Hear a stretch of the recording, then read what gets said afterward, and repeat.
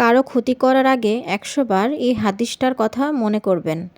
যে ব্যক্তি অন্য কারো ক্ষতি সাধন করে, আল্লাহ তাআলা তা দিয়েই তার ক্ষতি সাধন করেন। যে ব্যক্তি অন্যকে কষ্ট দেয়, আল্লাহ তাআলা তাকে কষ্টের মধ্যে ফেলেন। আসসালামু আলাইকুম, সবাই কেমন আছেন? আজকে আমি নুডলস ও ম্যাকারনি রান্না শেয়ার করছি।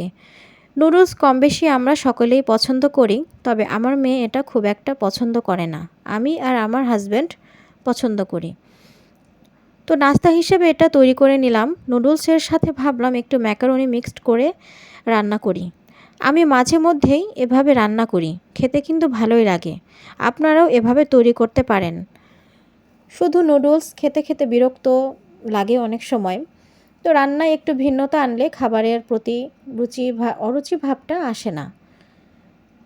তো নুডলস আমরা অনেক রকমভাবে রান্না করি, একেকজন একেক রকমভাবে রান্না করে। তবে রান্নায় ভিন্নতা আনলে বাচ্চারা অনেক সময় পছন্দ করে এবং বড়দেরও খাবারের প্রতি বিরক্ত ভাবটা আসবে না। তো এই তো গল্প করতে করতে আমার নুডলস রান্নাটাও হয়ে গেছে। এখানে আমি একটু লবণ দিয়ে নিলাম, তারপর একটু নুডলসের যে মশলাটা আছে সেটাও আমি দিয়ে নেব। তারপরে কিছুটা হলো টমেটো সস দিয়ে দিব, একটু হালকা টক ভাব আসবে, টক মিষ্টি ভাব আসবে।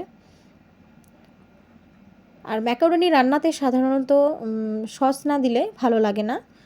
সস দিলে একটু স্বাদটা আরও বেড়ে যায়। তো এই তো সস দেওয়ার পরে কিন্তু খুব বেশি একটা রান্না করা যাবে না, হালকাভাবে একটু নাড়াচাড়া করে নামিয়ে নিতে হবে। তো এই তো রান্না শেষ, আমি একটি বাটিতে নামিয়ে নিলাম।